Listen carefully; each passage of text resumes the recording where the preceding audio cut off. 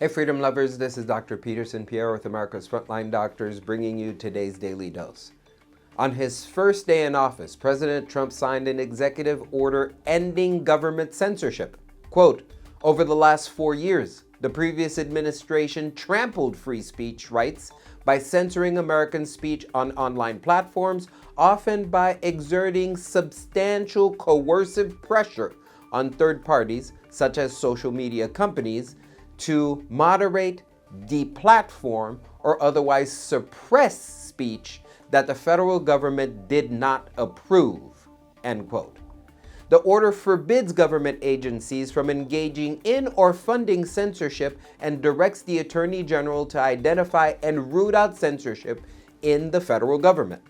The Biden administration institutionalized censorship in blatant disregard of the First Amendment.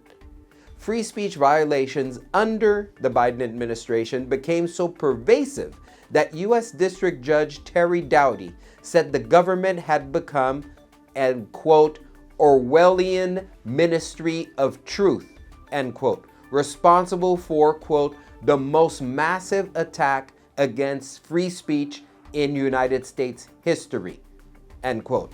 And by the way, ministry of truth, yeah, the Nazis used that back in World War II. It's not a new technique.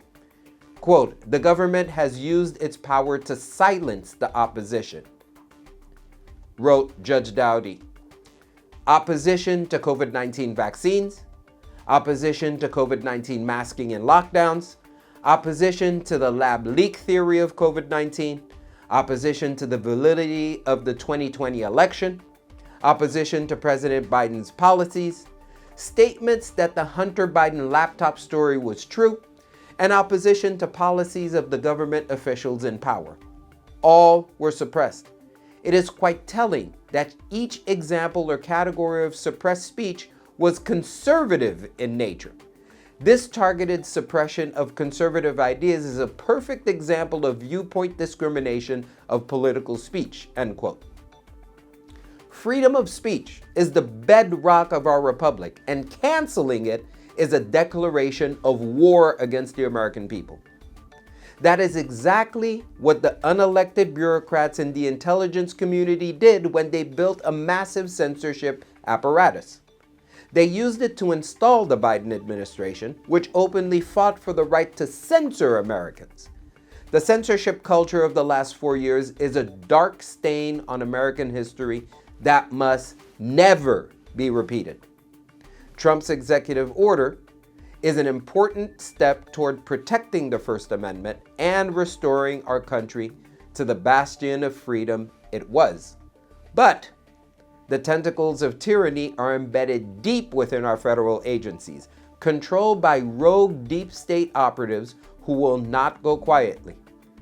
Attorney General Pam Bondi faces a monumental task to identify and remove the tyrannical rot infecting our institutions, a task for which she is well qualified.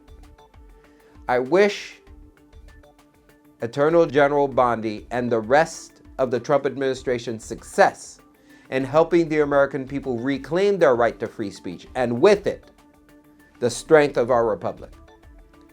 Ladies and gentlemen, only the truth will set you free.